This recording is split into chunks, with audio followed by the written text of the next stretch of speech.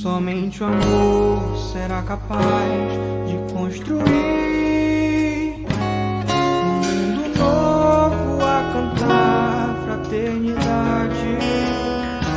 Somente o amor será capaz de reflorir a esperança entre gorjeios de amizade. O amor é sol que nos aquece, ilumina. O amor é prece fulgurando a luz divina.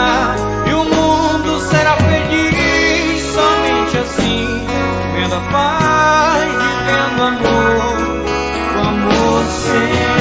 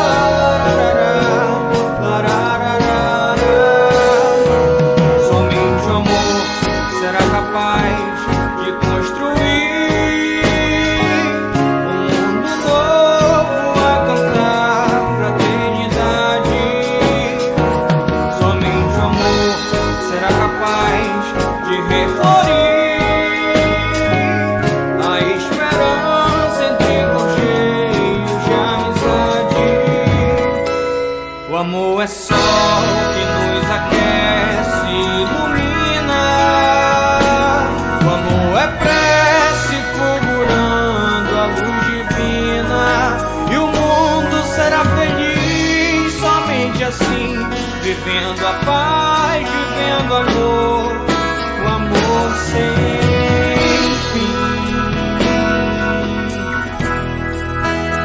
o amor sem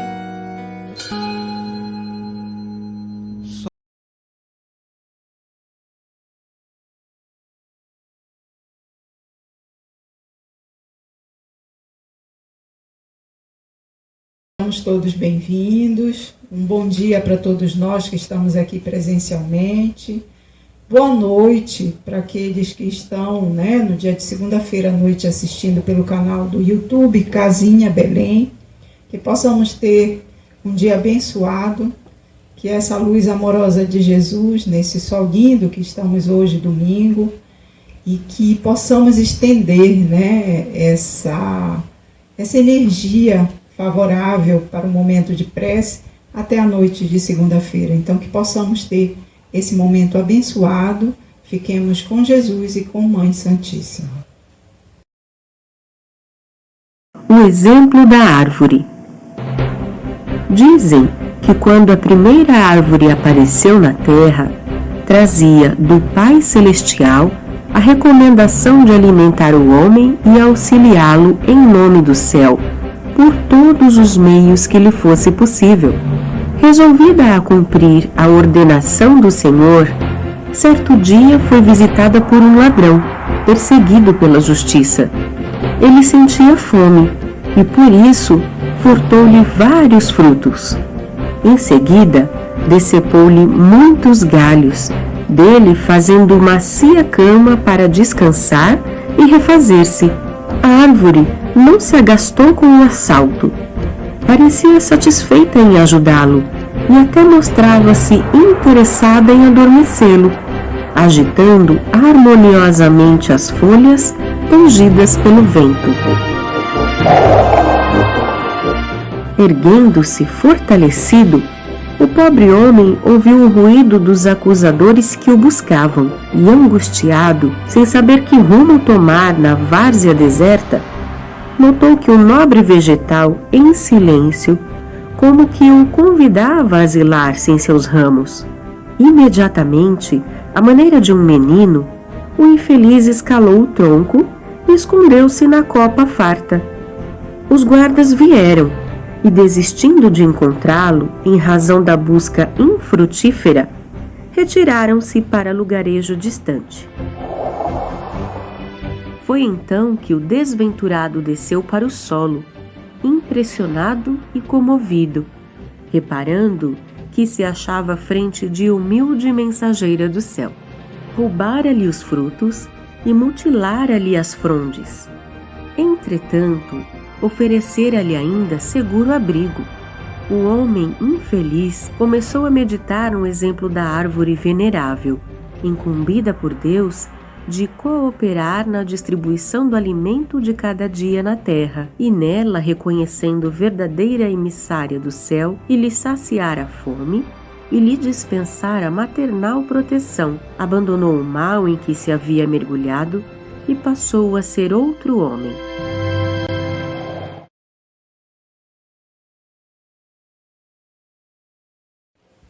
Vamos aproveitar esse momento para nós darmos algumas orientações sobre o funcionamento da casa. Para todos nós que estamos presencialmente, hoje, a manhã de trabalho, ela sempre oferece vários atendimentos.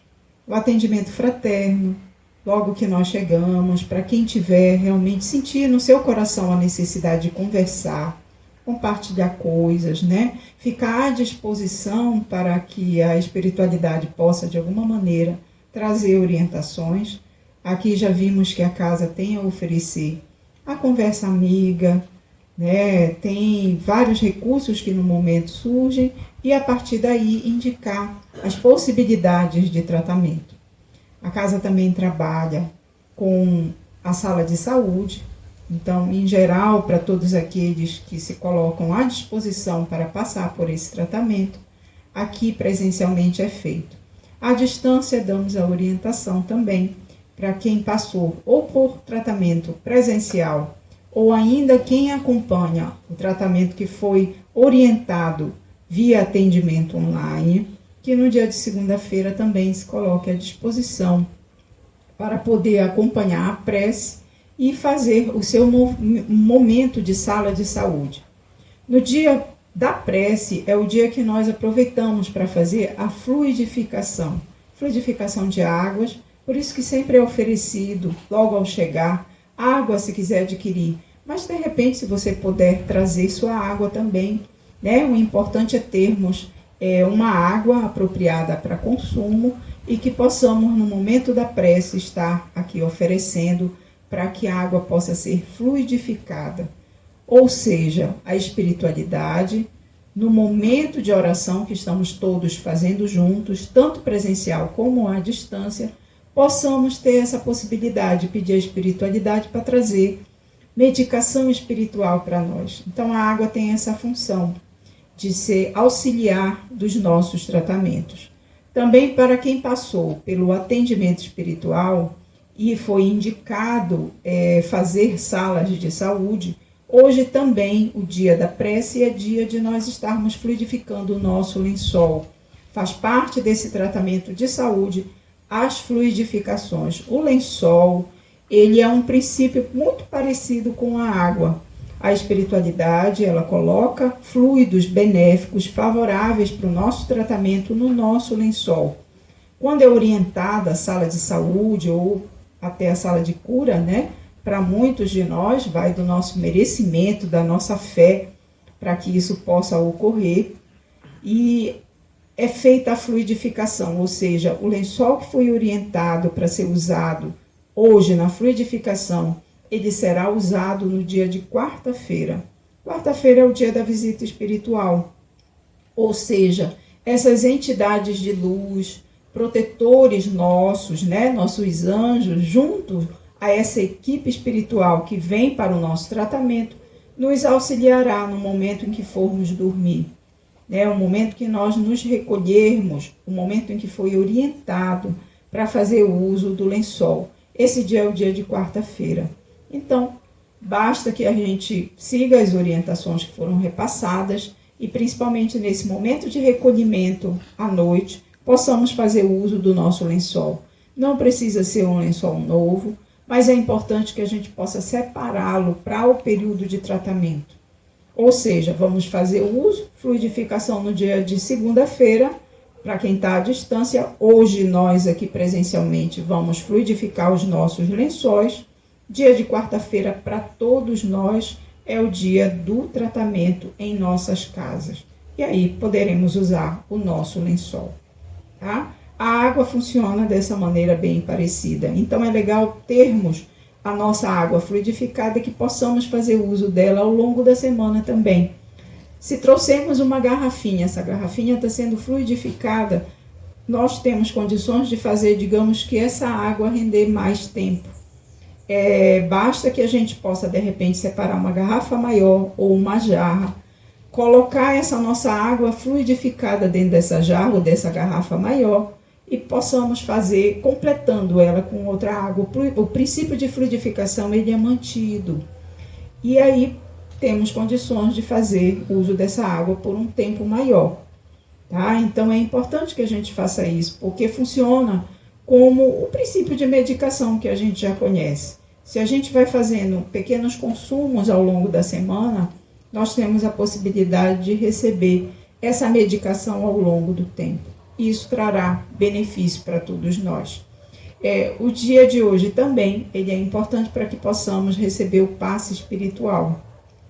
Presencialmente, todos receberemos, aqueles que se colocam à disposição e querem, né? E a gente indica assim que todo mundo tem essa possibilidade de receber o passe aqui presencial. À distância, no momento do Pai Nosso, que é um momento que intensifica esse nosso portal, né, de comunicação com a espiritualidade amiga, que a gente possa também se colocar à disposição para receber o passe. Então, no momento do Pai Nosso, todos nós aqui reunidos, podemos criar essa rede, né, de fluidificações e que beneficiam no momento do Pai Nosso passe.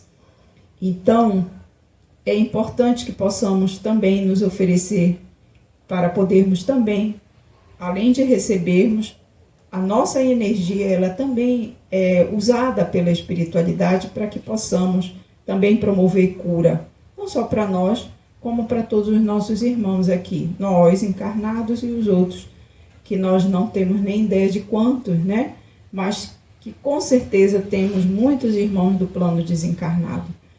O dia da prece também é importante para que possamos, todos que estamos no tratamento da desobsessão, possamos receber, além do passe da desobsessão, possamos também fluidificar a água e dar prosseguimento aos nossos tratamentos. Para a desobsessão, dia de quarta-feira também é dia de visita espiritual. É o dia de acessar o site da casa, que é o www.casinhabelém.com.br. Para quem faz o tratamento da desobsessão, sempre é orientado, e se tiver dúvidas presencialmente ou à distância, é sempre importante entrar em contato com trabalhadores da casa e tirar dúvidas a respeito do tratamento da desobsessão. Na área do nosso site, da casa, nós temos uma área específica para desobsessão, tratamento. Lá terão 12 passos, que são palavras da espiritualidade, ou seja, pré-lições que vão auxiliar essa caminhada, né? Além do autoconhecimento, do auto-perdão, essa, digamos que, reativação de antigos elos afetivos que foram desfeitos. E aí, muitas vezes, é o principal motivo de um fator gerador de obsessão. Então, o tratamento da desobsessão é um tratamento amoroso, lindo, e que ajuda, auxilia muitos de nós a caminhar nessa existência, né? Então, que possamos ter essa possibilidade de, ao fazermos a prece, darmos continuidade a esse tratamento também. Juntos, todos nós temos condições de fazer esse grande evangelho.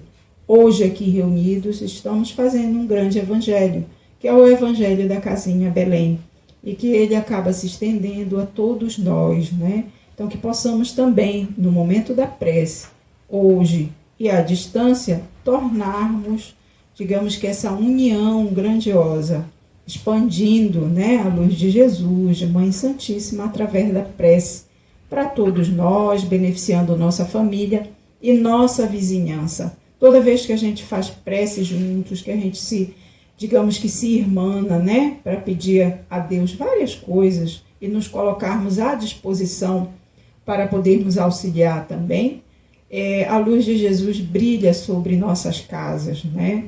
A espiritualidade amiga, através da obra de Chico, sempre nos coloca que todas as casas que fazem o Evangelho, elas são marcadas para que a espiritualidade possa poder observá-las no plano espiritual, por aqueles motivos que ainda há pouco foi nos explicado aqui. Ainda vivemos numa região difícil, densa, ainda irmãos no estado de adoecimento, né, espiritual, no seu estado espiritual ainda com muitas dificuldades. Então, a espiritualidade amiga, para poder ter acesso aos ambientes de prece, em geral marca com uma cruz de luz, com emblema muitas vezes de Mãe Santíssima, né, dependendo das possibilidades que tem o local, mas sempre são luzes dentro desse plano espiritual denso e que são possibilidades de amparo e de auxílio para as nossas famílias e para todos nós. Então, que fiquemos com essas mensagens que virão a partir da prece de hoje e que possamos ter uma semana abençoada. Boa noite. Do livro Caminho, Verdade e Vida, de Francisco Cândido Xavier. Página 113. Não te esqueças, porque muitos dos judeus, por causa dele iam e criam em Jesus. João. Narra o Evangelho de João que muita gente, encaminhando-se para Betânia, buscava acercar-se do Mestre, não somente para vê-lo, mas para contemplar também a figura de Lázaro, retirado do sepulcro.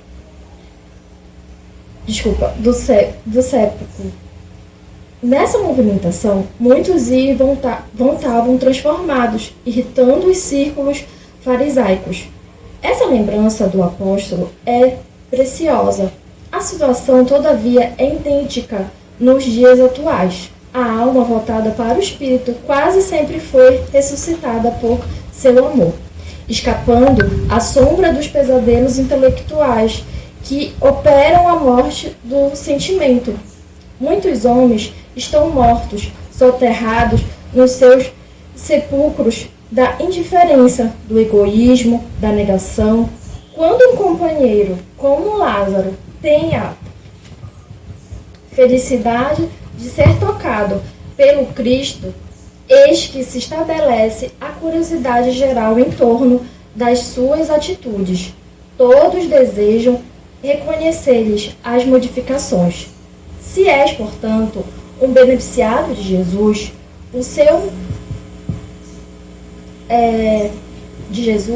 se o Senhor te levantou do pó terrestre para o conhecimento da vida infinita, recorda-te de que teus amigos, na maioria, têm notícias do Mestre. Todavia, ainda estão preparados para compreendê-lo integralmente.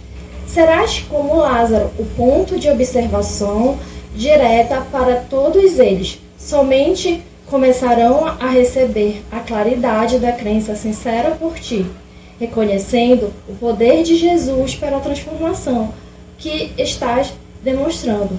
Se já foste, pois, chamado pelo Senhor da vida, está em tuas mãos continuares nos recintos da morte ou levantares para a edificação dos que te rodeiam. Hoje nós vamos para o capítulo de número 113 da obra intitulado Não Te Esqueças.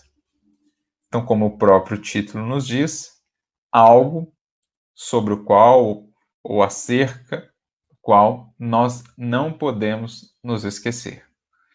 E a gente vai ver, geralmente a gente se esquece. Geralmente no trato com o Evangelho, no trato com o conhecimento que a doutrina espírita nos traz, nós não pensamos tão claramente, ou pelo menos não na profundidade que seria de desejar, nós não pensamos nas responsabilidades atreladas ao conhecimento que nos chega.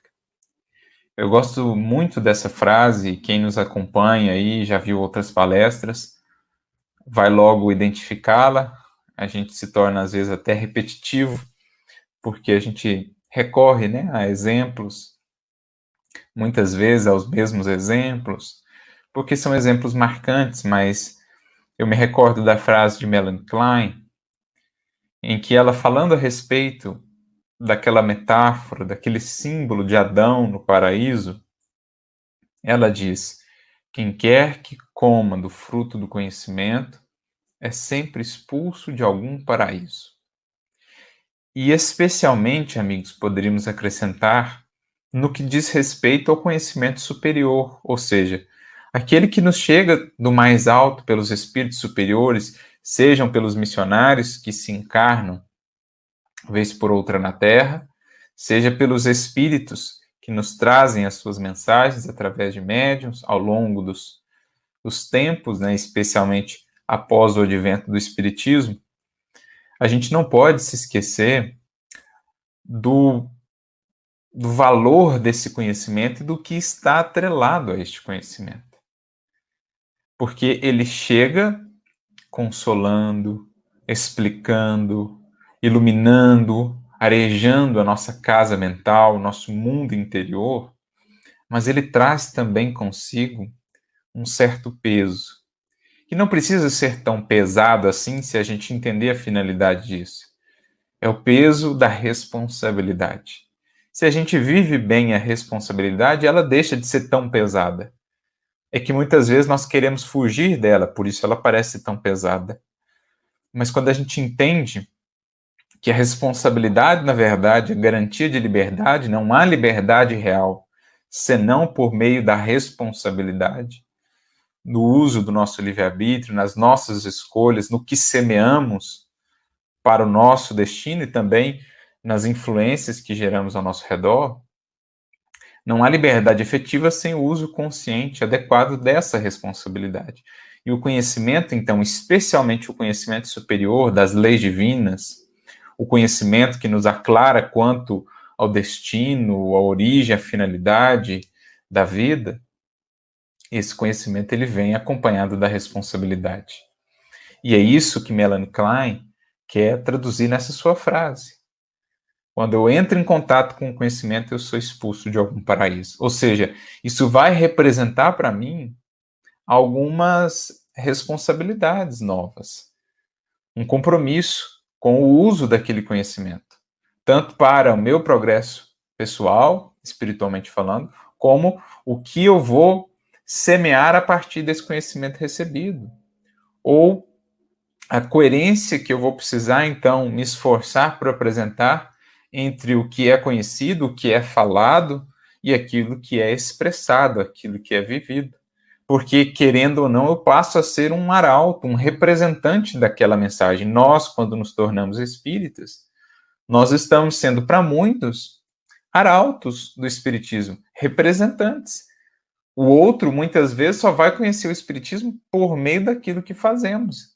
Então, olha a responsabilidade disso. Que espiritismo nós estamos apresentando? Que evangelho nós estamos apresentando? Então, eu já adiantei aqui um pouco do que vai ser tratado no texto, justamente para aproveitar a ocasião do título. Não nos esqueçamos que toda vez que estamos estudando o Evangelho, o Espiritismo, nós estamos recebendo, sim, recursos que nos consolam, que nos soerguem, que nos renovam as forças para a luta, mas nós estamos também recebendo um chamado, uma responsabilidade. E é essa parte que muitas vezes a gente quer esquecer. A gente quer ficar com consolo, a gente quer ficar com aquilo que alivia, a gente quer ficar com aquilo que vai solucionar os meus problemas, mas geralmente queremos esquecer essa outra parcela, tá? E agora o seu compromisso perante essa mensagem. Geralmente a gente quer esquecer. Por isso o título é Não Te Esqueças. Porque não há consolo, paz e harmonia reais, senão amparados, atrelados também ao exercício correto do livre-arbítrio, ao uso consciente do conhecimento recebido com responsabilidade. O versículo que vai basear o nosso texto de hoje é, mais uma vez, um versículo relacionado a Lázaro. Então, aqui temos mais um daqueles exemplos em que Emmanuel trabalha passagens que estão relacionadas, versículos que estão relacionados. O capítulo de João que mais fala de Lázaro, da história de Lázaro, é o capítulo 11. Mas a gente vê desdobramentos em outros momentos, como, por exemplo, aqui no capítulo 12, nós temos esse trechinho que faz uma referência a Lázaro. Então, a gente viu na terça-feira o capítulo 112, muito bonito, o texto que Emmanuel nos traz sobre toda a simbologia envolvendo a figura de Lázaro, a sua, entre aspas, ressurreição. E hoje a gente segue refletindo em torno de Lázaro. João 12, 11, em que está dito: porque muitos dos judeus, por causa dele quem? Lázaro, iam e criam em Jesus. Então, olha que interessante. O texto, o registro do Evangelho está nos falando que Lázaro passou a ser um catalisador da mudança de muitas vidas. Não só, certamente, pelo ato envolvendo a sua cura, não só pelo fantástico gesto de Jesus, que era algo dentro das leis divinas, nada que fugisse à lei divina, não tem nenhum milagre no sentido que geralmente se dá esse termo de derrogação das leis divinas. É um ato prodigioso, porque é um ato produzido por um espírito puro, algo que para nós ainda é inabordável, algo para nós ainda é difícil de compreender, ou mesmo impossível de realizar por hora, né? Um dia nós faremos também. Então é um ato marcante, todo o processo ali. Mas certamente não foi o elemento primordial que levava os indivíduos a modificarem roteiros, a quererem seguir a Jesus. Certamente que a vida de Lázaro, a postura de Lázaro, algo tinha também que promovia, que estimulava essa mudança de perspectiva. Porque esse é um ponto importante. Quando a gente fala da nossa influência em uma outra vida, não é só por acontecimentos marcantes que tenham acontecido na nossa vida, em termos mais exteriores, né? Mudanças de vida do aspecto mais exterior, porque alcançou esse cargo, essa influência, esse prestígio, esse recurso. Não é isso, essencialmente, que é a grande influência que podemos ter em outras vidas. A grande influência que podemos ter em outras vidas é de aspecto moral. Então, ao se aproximarem de Lázaro, ao verem aquele indivíduo, a sua maneira de viver, não só ao saberem que ele havia sido curado por Jesus daquela maneira, né, marcante, mas também ao verem aquela vida, algo despertava neles. Então, esse é o ponto que Emmanuel vai querer chegar aqui, ou trazer para a nossa reflexão. O que nós estamos despertando em outras vidas? Porque Lázaro se tornou para muitos uma ponte de aproximação com Jesus.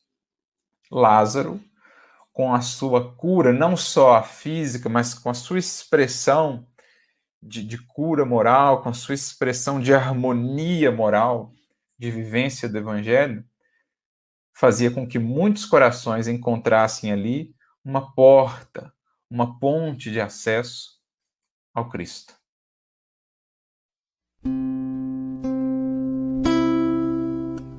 Já te deste conta de que és herdeiro? Já te deste conta da riqueza te esperar, mais do que a fortuna do mais rico homem, mais do que o nome de um rei em seu altar. Como ser, ó Deus, um herdeiro seu, como ter em mãos a herança de viver. Como ser mais eu, se não sei quem sou, se o mundo herdou a pergunta a se fazer: como ser, ó Deus?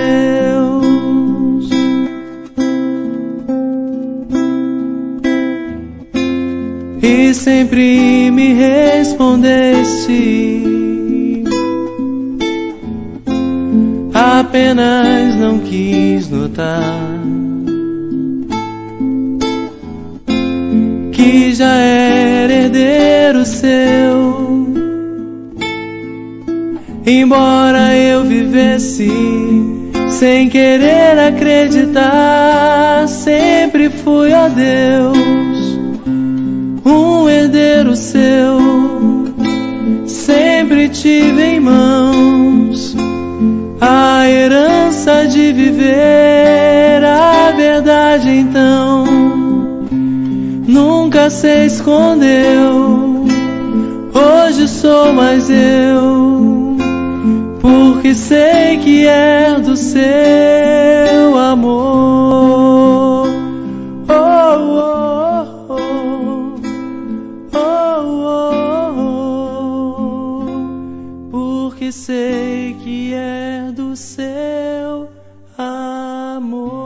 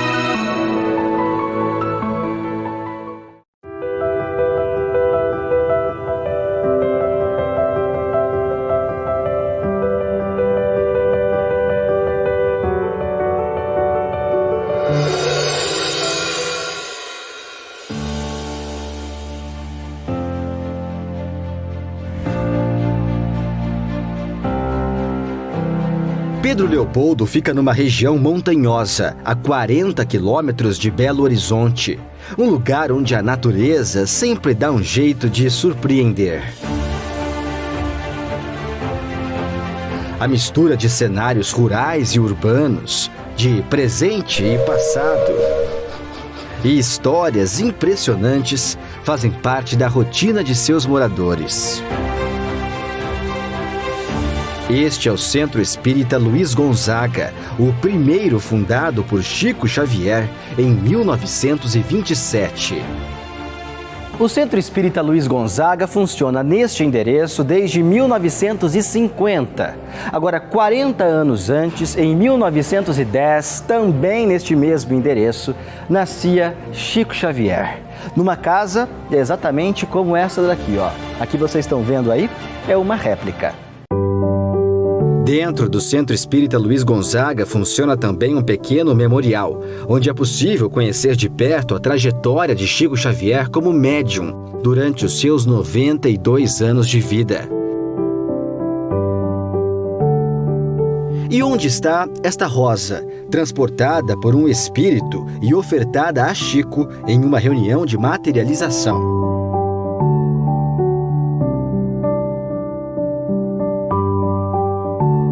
Aqui é onde tudo começou, né? Onde veio uma pessoa de tamanha importância, que é o Chico, que traz um ensinamento de vida muito grande para todo mundo, para o país inteiro, vamos dizer assim. Como simplicidade, como a gente vê o irmão, porque às vezes a gente está lá em cima, pensa, é diferente porque está mais embaixo, não é. É todo mundo igual. Dentro do Centro Luiz Gonzaga, várias atividades são desempenhadas e todas ajudam a comunidade. Uma delas é o trabalho com costureiras, que fazem roupas e mantas que são distribuídas para orfanatos e asilos. Mas na sala de costura, uma senhora de 88 anos chamou a atenção. Ela trabalhava incansavelmente passando as peças que são confeccionadas. Minutos depois, descobrimos que se trata da dona Marta Xavier, viúva, e que foi casada com um sobrinho de Chico, e por isso conviveu de perto com o médium em Pedro Leopoldo. A gente era muito amigo, né? Que eu casei na família. Ele ia muito lá em casa, depois que as crianças nasceram, ele continuou indo, uma pessoa muito amável, muito carinhosa. A gente tinha muita amizade. Ele sempre ensinou o amor. Ensinou o amor. E ele gostava muito de contar piada, de conversar, brincar, cortando piada com a família, sabe? E recebia muita gente de fora, aqui em Pedro Leopoldo. Então ele foi uma pessoa muito, muito maravilhosa.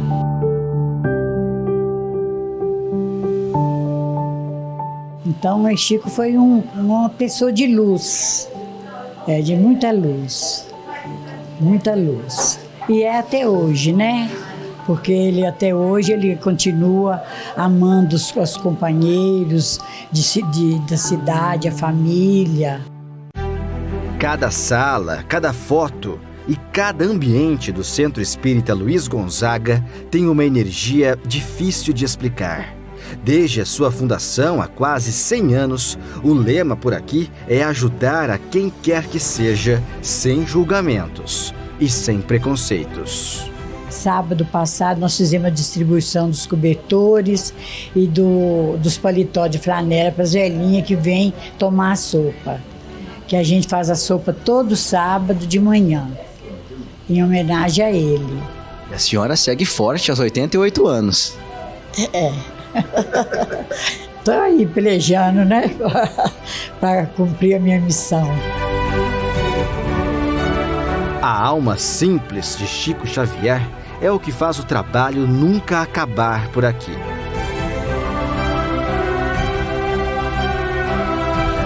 Outro local importante que faz parte da história de Chico é o Centro Espírita Meimei, também fundado pelo médium, em 1952.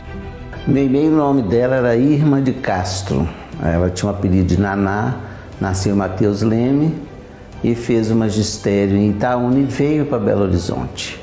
E a Meimei, ela tinha um problema crônico de rins, mas ela teve uma complicação de amígdalas numa cirurgia que veio a trazer uma infecção generalizada e ela veio a desencarnar aos 24 anos.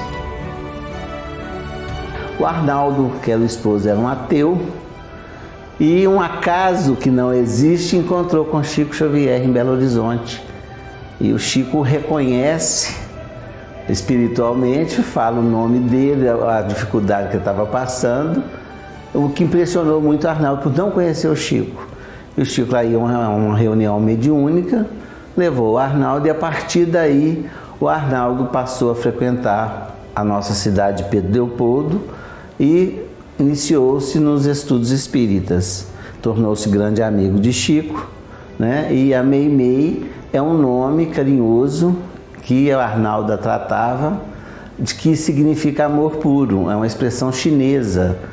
Este centro também preserva fotos, pinturas mediúnicas e objetos usados por Chico e pela própria Meimei. Aqui é possível admirar também esta roseira, plantada por Chico Xavier há mais de 7 décadas e que nunca deixou de encantar os visitantes. Essa aqui é a área externa do Centro Espírita Meimei, aqui em Pedro Leopoldo. E o que me chama a atenção do lado de fora é essa construção simples aqui que o Eugênio vai contar pra gente por que o Chico construiu essa casa aqui no fundo. Na verdade, depois do centro construído, essa área aqui foi construída para que uma irmã dele viesse a morar. Mas ela veio a desencarnar e o Chico fazia o evangelho no lar na periferia, onde ele distribuía algumas coisas, e deu enchente na casa de uma senhora, onde ele encerrava com o culto do evangelho naquele local. Aí ele a trouxe com 3 filhas e o marido para ficar nessa casa. E aqui foi criada a família toda, e a dona Josefa, né, grande amiga nossa, Josefa Soares, ficou zeladora do centro e ela desencarnou aos 100 anos de idade, morando aqui. O Centro Espírita Meimei também mantém trabalhos sociais que ajudam famílias carentes e pessoas em situação de vulnerabilidade. Ações que jamais foram interrompidas nestes 70 anos de trabalho. E o Chico, através da orientação dos mentores espirituais, foi orientado a fundar essa casa para socorro espiritual, enfermagem espiritual, que também falamos desobsessão, que era trabalho íntimo de casos mais difíceis, que não podia ter um atendimento com o público que tinha no Luiz Gonzaga. Então foi fundada essa casa bem íntima, num local, né, bem estratégico, digamos assim, sem fachada para a rua, para que Chico pudesse fazer esse atendimento.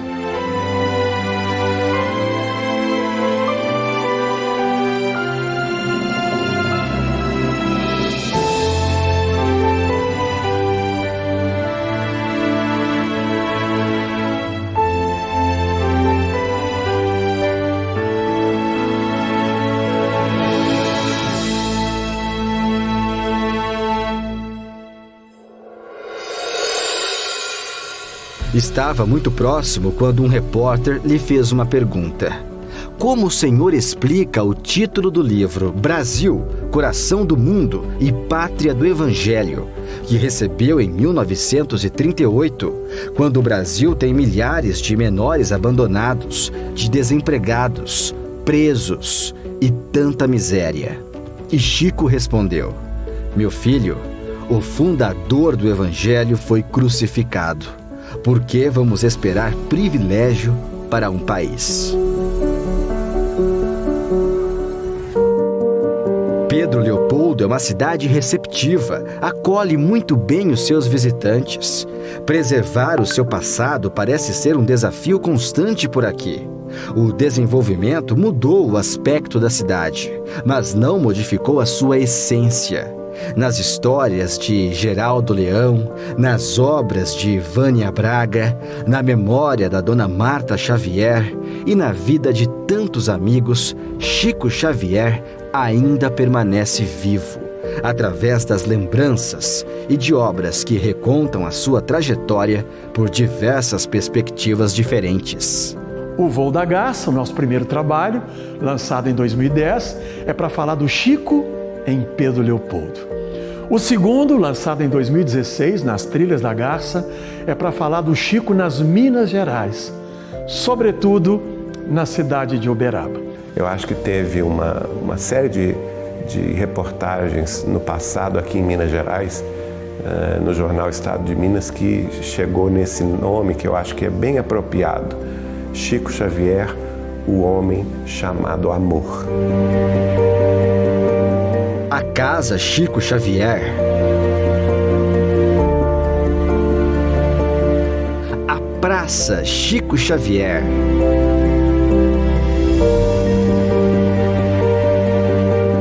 a Fazenda Modelo, o Centro Espírita Luiz Gonzaga, o Centro Espírita Meimei. Todos estes locais fazem parte dos Caminhos de Luz, um projeto cultural de Pedro Leopoldo. A Fundação Cultural Chico Xavier é uma entidade criada com o objetivo de divulgar os valores que sempre estiveram presentes na vida e na obra do Chico pelo viés cultural e sem qualquer discriminação de raça, cor, gênero e religião.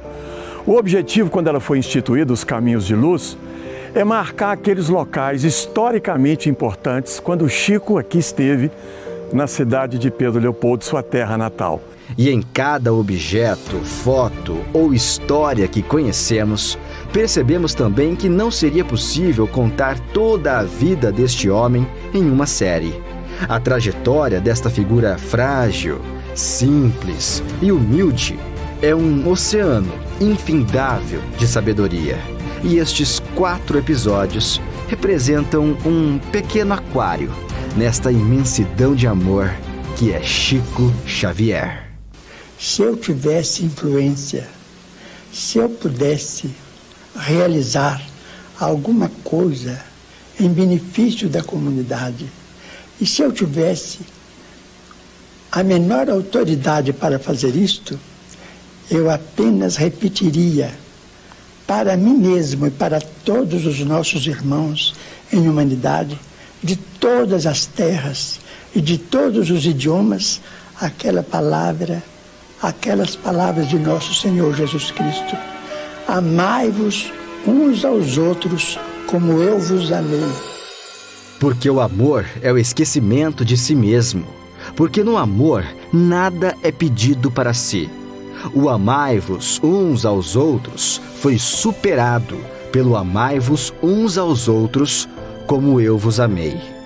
Amar alguém ou alguma causa sem pedir nada, sem esperar o pagamento nem mesmo da compreensão da inteligência do próximo. É trabalhar por uma humanidade mais feliz, por um mundo melhor, a extinção das guerras e pelo incentivo do progresso em bases morais, para que com respeito possamos vencer todas as barreiras e amar como o amor deve ser, consagrado entre nós. Isto é, o amor sem recompensas. Chico Xavier.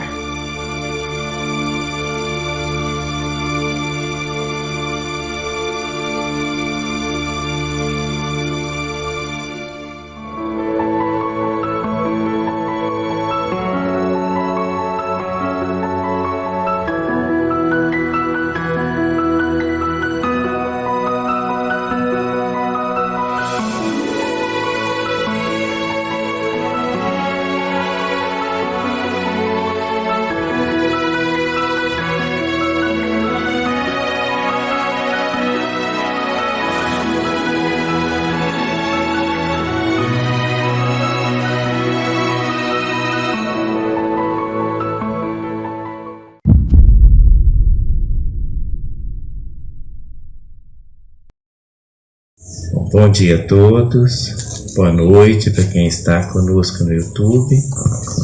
Nós vamos então dar início a esse momento de leitura do Evangelho, né? E sobretudo de estarmos juntos, conectados nessa prece, pedindo a Deus que nos envie respostas, enfim, que nos dê caminhos de luz para as questões que estão, de alguma maneira, em nosso coração, sejam elas quais forem, né? Então vamos juntinhos, o pedido é que a gente então faça esse momento de conexão, né? Todos juntos, vamos juntos? Vamos separar então as perninhas, as mãos, por que isso? Para que a corrente de luz e de essa energia toda nos reúna, né? Para que a gente possa estar juntinhos, doando e recebendo. Porque, bem, na verdade, a gente não sabe quem é que doa e quem é que recebe, né? Todo mundo doa em parte recebe, né? E muitas vezes essa energia, quando a gente está com excesso dessa energia espiritual, ela pode até nos adoecer, porque ela vem com um sentido em nossa vida, né? Quem é médium, quem tem essa tarefa, muitas vezes o acúmulo dessa energia pode, vamos dizer assim, a imagem que vem é um pouco estranha, mas nos encharca, nos preenche de uma tal maneira que fica além do que a gente necessita. E aí, entope. Só vem energia, palavra estranha, né? Mas assim, nos sobrecarrega. Pronto, acho que essa é melhor, né? Ficamos sobrecarregados e aí adoecemos, né? Então que a gente possa nesse momento doar tudo que nós temos para Jesus, para essa equipe espiritual que vem em nome do amor, para que possam conduzir essas energias para as pessoas que necessitam, né? E que a gente possa então ser preenchido, receber aquelas que estão faltando em nós e que nós precisamos tanto, né? Ou seja, é um momento de permuta, de troca, né? E como sempre é quando a gente está em conexão com o outro, não é? Esse é o princípio da caridade, né? Doa e recebe, né? Ninguém tem tanto que não precise um pouquinho do outro, né? E nem tem algo que possa estar ajudando o próximo, né? Somos seres interdependentes dessa energia amorosa, essa energia espiritual. Vamos juntos então? Nós vamos fazer a oração que Jesus ensinou pra gente, quando ele aqui esteve, encarnado, né? E vamos abrir o Evangelho segundo o Espiritismo, para ver uma mensagem para nós nessa manhã. Então vamos juntos elevar o nosso pensamento a Jesus, esse nosso doce Mestre Jesus, doce Rabboni, pedindo a Jesus que nos envolva, nos proteja, todos nós, encarnados e desencarnados que aqui estão, que aqui estamos, né? Pedindo que nos dê então guiança, proteção, amparo, nos dê saúde, nos dê paz, retire dos nossos olhos essas amarras que muitas vezes nos impedem de ver a realidade tal qual ela é. Enfim, dar-nos olhos de ver, ouvidos de ouvir, coração de sentir essa verdade tão maravilhosa que Ele tem trazido para nós há muito tempo. E que Deus sempre desceu aos homens essa chuva de bênçãos. Então, que essa chuva desça sobre nós, alimentando cada um de nós, dando-nos então esperança, paz, tudo o que necessitamos. Sê conosco, Senhor, hoje e sempre. Pai nosso, que estais nos céus, santificado seja o vosso nome. Venha a nós o vosso reino e seja feita a vossa vontade, assim na terra como nos céus. O pão nosso de cada dia nos dai hoje. Perdoai as nossas ofensas, assim como nós perdoamos a quem nos tem ofendido. E não nos deixeis cair em tentação, mas livrai-nos, Senhor, de todos os males. Que assim seja. Mãe Santíssima, Maria amada, mãezinha de todos nós pedimos, Senhora, sê conosco, ajuda-nos, ampara-nos, proteja-nos, envolva-nos com esse teu manto de mãe tão carinhoso, tão protetor. Dá-nos segurança, Senhora. Dai-nos a clareza para caminharmos segundo as tuas verdades e teu Filho amado. Sê conosco hoje e sempre. Ave Maria, cheia de graça, o Senhor é convosco. Bendita sois vós entre as mulheres, e bendito é o fruto do vosso ventre, Jesus. Santa Maria, Mãe de Jesus, rogai por nós, pecadores, agora e na hora de nossa passagem. Que assim seja. Nós abrimos então o Evangelho segundo o Espiritismo, caiu no capítulo 15. Fora da caridade não há salvação. O item que caiu para nós é o item 10. É uma mensagem de Paulo, o apóstolo. Ele trouxe para a equipe de Allan Kardec no ano de 1860, em Paris. Ou seja, médiuns psicografaram, né, Paulo, falando sobre essa questão de fora da caridade não há salvação, né? Então vamos ler um trechinho. Vocês sabem que Allan Kardec organizou toda a obra dele assim, né? Médiuns recebiam E ele fazia um controle universal desse material, lindo, certo, né? Imagina o tanto de coisa que não veio. E aí então ele organizou o Evangelho segundo o Espiritismo a partir dessas comunicações, né? Então vamos à cartinha que Paulo, o apóstolo, escreveu através da médium. Sabia que eram médiuns muito jovens? Eu acho tão encantador isso, eram jovens. Tinha até praticamente quase adolescentes, tão jovenzinhos que eram. Bem, aí eu vou ler o trecho então. Meus filhos, na sentença, fora da caridade não há salvação, está contido o destino do homem na terra e no céu. Na terra, porque à sombra dessa bandeira viverão em paz. No céu, porque os que a praticaram encontrarão graça diante do Senhor. Esse símbolo é a chama celestial, a coluna luminosa que guia o homem no deserto da vida para o conduzir à terra prometida. Ela brilha no céu como a auréola santa na fronte dos eleitos, e na terra ela é gravada no coração daqueles a quem Jesus dirá: passai à direita, benditos de meu Pai, vós os reconhecereis pelo perfume da caridade que exalam em torno de si. É um trecho, né, do item 10, e vamos fazer um pequeno comentário, né? Caridade. Caridade, ou seja, uma brincadeira com as palavras, assim, com uma licença poética aqui, idade querida, cara, preciosa, né? Quer dizer, a caridade é aquele momento em que a gente já tem idade, maturidade, quer dizer, já tem vivência suficiente para que o amor reine soberano nesse ato, né? Quer dizer, eu olho para o outro e já tenho experiência em mim para compreender o que está ocorrendo ali, né? Eu consigo olhar com os olhos do outro, eu consigo ter um coração que sente o que o coração do outro está sentindo, ou seja, eu tenho experiências, maturidade, idade para que o meu amor seja soberano e não a razão, o julgamento, né? Mas sim o amor, o afeto, né? Claro que a verdadeira caridade, ela sempre é, como diziam os chineses, um coração que pensa, né?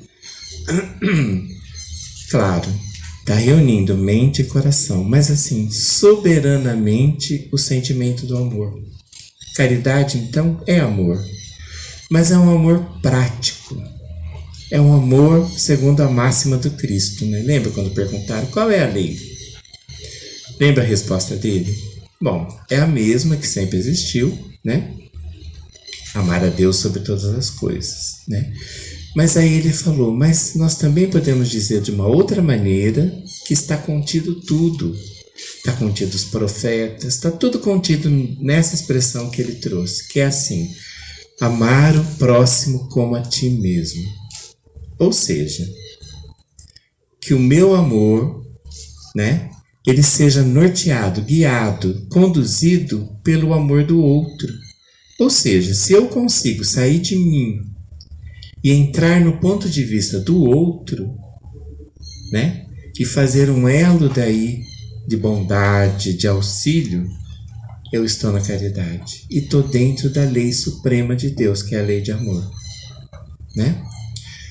E assim, não tem outro caminho fora isso, né? Que senão não é verdade, que se eu não faço esse caminho, não existe verdade. Aí fala, mas e quando eu faço, eu gosto muito de olhar dessa maneira. E quando eu faço para o outro, olhando para ele e achando que é o que ele quer, só que ele não gosta, né? Tem casos que isso ocorre, né? Você vai para o outro com todo o amor do mundo, né? Olha para o outro, está pensando no outro, está tentando com todas as forças olhar segundo o olhar dele, mas aí de repente eu levo, vamos supor, uma caixa de chocolate. Eu gosto de ver esse exemplo. O outro é alérgico. Se ele é alérgico, vai ser um presente difícil, porque ele não vai poder consumir aquele presente. Mas, com certeza, o presente vai chegar com carinho, né? É muito provável que o outro até receba, acolha com um sorriso no rosto e depois presenteie alguém que sabe que gosta, né? Mas não vai ferir, porque sabe que veio de um lugar amoroso do coração do outro. Isso não fere, né? Não fere. Realmente essa máxima existe, ela é verdadeira. Quando a gente está dentro desse princípio, a gente está na lei, né? E está protegido pela nossa consciência, pela verdade que habita em nós, né? E por que fora disso não há salvação? Salvação do quê, né? Que salvação é essa, né? Amados, vivemos, como já dissemos aqui algumas vezes hoje, numa região muito difícil. Isso aqui é um presídio, né? E um presídio de segurança máxima, porque está cada um preso na cela própria, né? Só que as grades, em vez de ser para fora, é para dentro. É um monte de osso, né? Um gradeado ali, todo especial, que segura cada um de nós, né?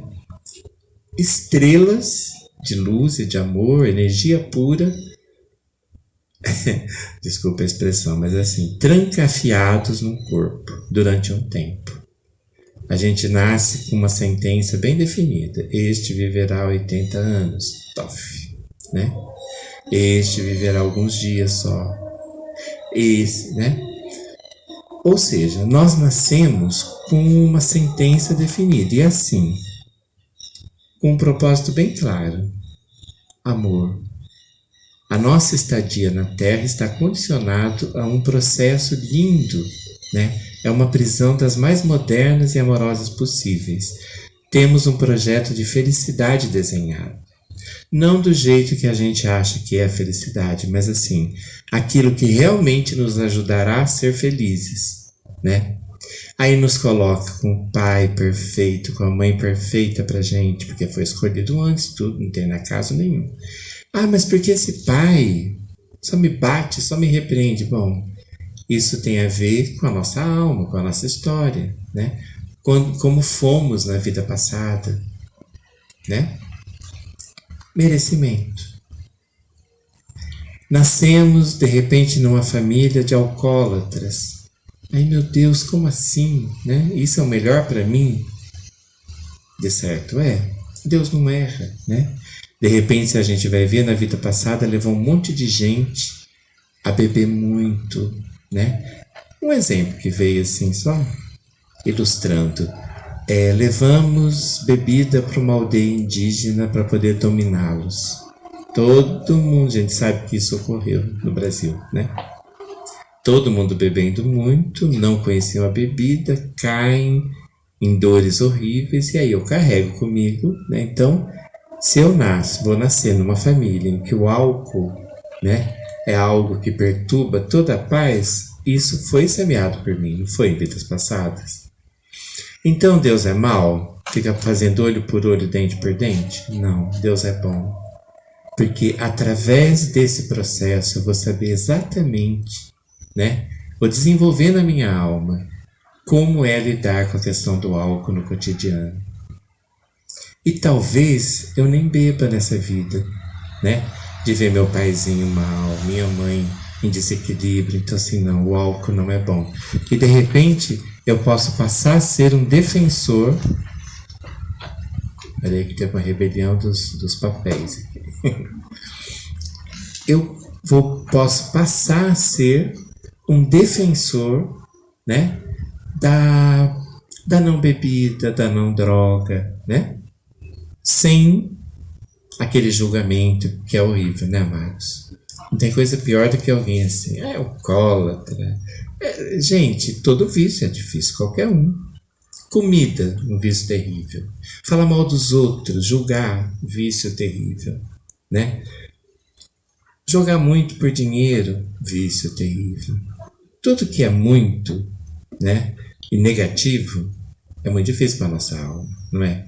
E muito difícil combater, né? São adoençamentos, não são fáceis, né, de se vencer. Então estamos aqui para isso, né? Cada um tem então uma tarefa, uma missão, extremamente mapeada e desenhada por Deus, ganhamos professores da melhor qualidade, nosso anjo, nossos pais, as pessoas que conviverão conosco, nossos companheiros, né? Mas como? Esse companheiro vai ser meu professor? Talvez o melhor.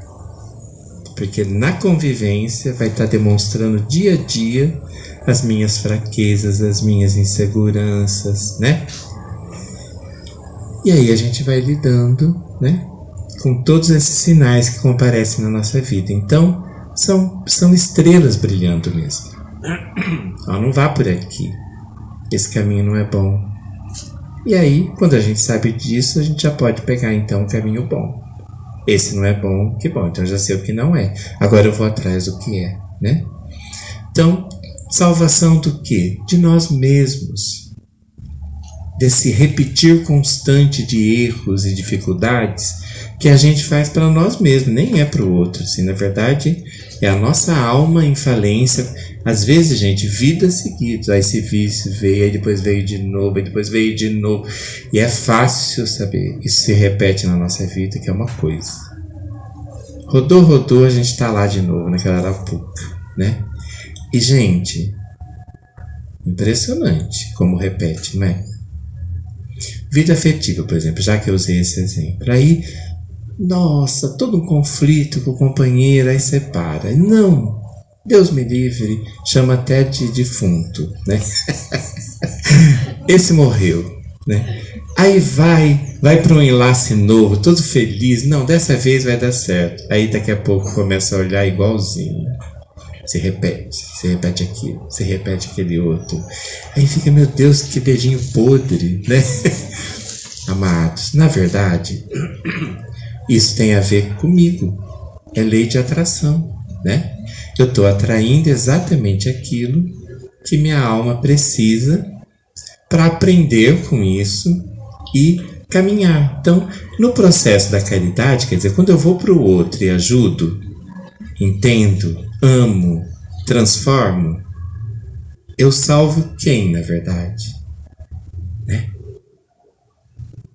Ambos, todos, todo mundo lucra com esse caminhar, né?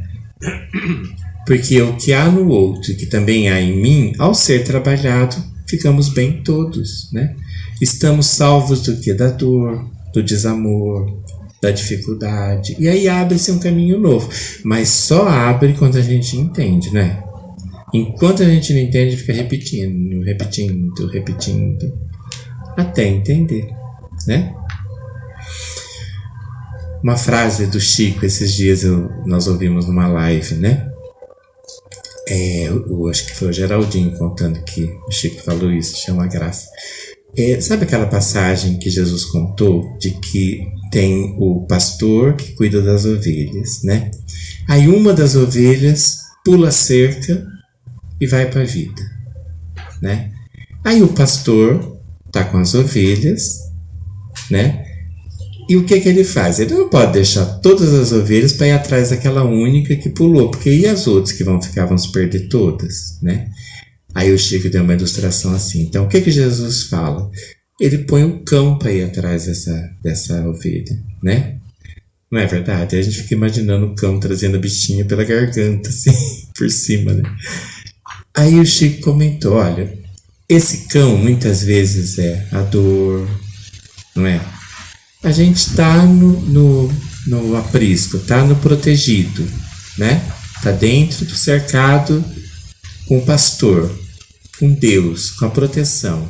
Escolhe fugir, escolhe sair desse equilíbrio, dessa paz, aí vem o desequilíbrio. Claro, aí a gente vai encontrar a dificuldade, a dor, para poder retornar, né?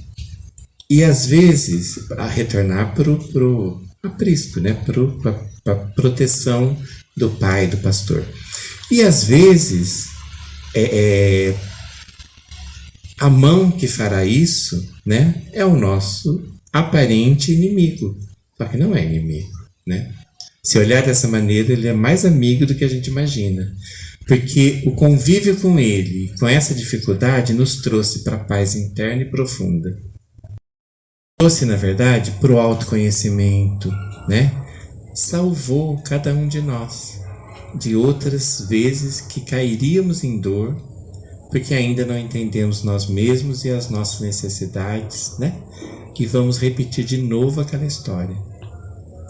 Então, fora desse campo de amor e de caridade, a gente não tem esse caminho de salvação profunda de nós mesmos. Por quê? Só vem através desse diálogo com o outro. A gente aprende com o outro, não tem jeito. Nós somos seres interdependentes. O ser humano é assim, ninguém aprende a falar sozinho, né? E a gente já teve experiência, assim, o menino que foi encontrado, teve um menino que ficou numa floresta na França, né? Floresta Negra, né? Ficou e foi encontrado muitos anos depois. Todo mundo conhece isso, quem fez educação com certeza conhece, que é psicologia também, né, cara? Então, assim, o que aconteceu com esse menino? Ele não aprendeu a falar, porque ele conviveu com os animais, né? E nem depois que tentaram ensiná-lo, nem assim ele aprendeu. Por quê? Tem idade para isso ocorrer, tem fases do desenvolvimento, né? Nós também, né? Então a gente é colocado esse cantinho, esse aprisco, né? Que alguns acham que é selva, né? Mas é o cantinho que Deus escolheu para a gente aprender essa língua especial, que é a língua do amor. Esses são excelentes professores, e tudo que nós vemos aí de dificuldade, de desequilíbrio, é bom olhar para si mesmo e tentar entender por que isso está na minha vida, né? Por que eu escolho entre tantas pessoas este ser para ser meu companheiro ou companheira, né? Lei de atração. Aí tem uma história comigo, profunda e linda. Ninguém faz isso por acaso, né? O Chico tem uma expressão, acho que é do André Luiz, que diz assim: ninguém cruza o nosso caminho por acaso. Cada pessoa dessa tem uma história com a gente, muito profunda. Então, amados, fechando essas nossas palavras e lembrando do que caiu para nós no caminho Verdade e Vida, né? Se eu entendo essa lógica na minha vida, que é essa lógica cristã, né? Eu passo a ser referência para quem está na minha volta, né? As pessoas olham, então assim, não, esse aqui já entendeu, porque daí fica assim, que raio é isso? Lembra dos cristãos em Roma? Ninguém entendia porque que eles iam cantando para dentro da arena para ser devorado pelo leão, né? Em silêncio e em prece, em cântico. Aí ficava todo mundo assim, o show até perdia a graça, né? Porque eles queriam ver gente gritando, descabelado, os cristãos iam, os leões abocanhavam e eles cantando. Punham fogo nos corpos e eles cantando. Não é muito forte isso? Aí tem uma notícia que eu acho linda. No livro Casa do Caminho, tá? Tem uma passagem que o escritor, né, o espírito que trouxe, narra que Maria Santíssima, quando ela morreu, né, no dia da morte dela, ela saiu do corpo e pediu para ir visitar os cristãos antes dela ir para o plano celeste, né? E aí então ela volitou e foi até a arena em Roma, né, até o Coliseu, né? E entrou nas celas, né, e viu os cristãos ali acabados, porque imagina você saber que você vai ser devorado por leão daqui 1 hora, na manhã do dia seguinte, né? E aí ela, assim, tocada por essa dor imensa e pelo filho dela, né, assim, pelo cristianismo na Terra, aí ela vai, se aproxima de uma jovem, uma mocinha que está lá, e começa a cantar, intuindo ela a cantar. E a menina começa, então, a entoar um cântico, né, na prisão. Aí todos começam a cantar. E aí eles fecham dando o seguinte depoimento: a partir desse dia, os cristãos sempre cantaram na hora do sacrifício. Ou seja, Mãe Santíssima, só podia ser, né? Só um coração de mãe para dar um alento para uma dor tão grande, né? Então, essa reflexão deixada pelo caminho verdade e vida, que é não te esqueças, porque muitos dos judeus, por causa dele, iam e criam em Jesus. Quem era ele? Lázaro. Lázaro, que já estava no sepulcro há 3 dias, né? E de repente vem Jesus, eles abrem a porta e ele diz: levanta e anda. E ele levantou e andou, né? Então imagina o choque que foi para as pessoas saberem desse episódio de ressuscitar. Imagina isso, vencer a própria morte, né? Até hoje, se a gente no bairro aqui de Outeiro, a gente tem alguém bem no alto-falante aí no fundo. Imagine se a gente fica sabendo que alguém estava morto e levantou do caixão, né? E voltou à vida. O que ia acontecer imediatamente? O que aconteceu lá? Peregrinação. As pessoas iam querer conhecer quem é esse morto que viveu, né? E claro, saber do Cristo, né? Que notícia é essa, né? Um homem que vence a morte. E Lázaro não foi a única pessoa, né? Ele ressuscitou, ele trouxe à vida outras pessoas, né? A menina que estava no colo da mãe, lembra? Outras pessoas também, né? Então, assim, o que ele está dizendo a partir desse momento, Lázaro também teve uma incumbência muito grande, né? Por quê? Ele era visto como a prova cabal de que o cristianismo trazia para a vida eterna, né? Só que Lázaro era um revolucionário, você sabe a história dele, né? Antes. Ele estava ligado ao processo de revolução da Judéia, né? Então penso que não foi para Lázaro viver esse novo momento, modelo do cristianismo, né? Não é verdade? Aí a gente fica pensando, meu Deus, igual é para nós, né? Sim, quem de fato ama o Cristo, vive essa vida nova em Cristo, vida nova no sentido de rever valores, de caminhar segundo esses princípios, né? Porque a gente está longe de ser santo, mas assim, buscando essa santidade de alguma maneira, né? Nem que sejam os primeiros passinhos, a gente está tentando, né? Como dizia Santa Teresinha do Menino Jesus, que era grande, né? Ela dizia assim: eu quero ser santa. Acho tão doce isso da boca dela, porque ela está dizendo disso, não, mas eu quero viver isso na minha vida. E ela fazia nas coisas mínimas, tipo, ficar o dia inteiro sem encostar as costas em lugar nenhum. Pensa. Ou parece uma coisa mínima, né? Mas pensa isso todo dia. Então sabe aquelas tarefas mínimas que você se propõe a se superar, né? Mesma coisa seria eu prometer para mim mesmo assim: eu não como mais massas a partir de agora. Meu Deus, não dou conta. Então assim, seria uma prova de amor e fé sem tamanho, né? Então, mas isso, tudo bem, a gente só vai fazer o que a gente dá conta, né, dona Beatriz? Nada além disso. Mas isso que a gente já consegue é muito lindo. E alguém está assistindo isso, encarnado ou desencarnado. Então, somos modelos desse caminho. No pouquinho que a gente já dá conta, nossa, é revolucionário isso. Porque o outro está de olho. Ainda mais quando é companheiro, filho, né? Aí que vê, né? Nossa, o que aconteceu com ela? Parou de gritar comigo, né? Ou, olha tal mudança. Então, isso é capaz de operar maravilhas na vida do outro. Porque ninguém consegue mudar ninguém, não consegue. Mas esse movimento pode ser que um dia consiga, porque não pela gente, mas por Cristo em nós, né? Porque esse caminho, ele é muito forte, porque salva, né?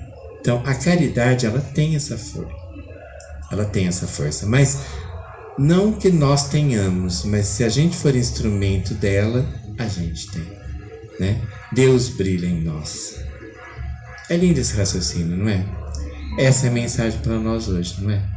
Então, fora disso, a gente está rodando um ciclo contínuo de dor, de repetição, e portanto a gente não está salvo para o amor, para a paz, né?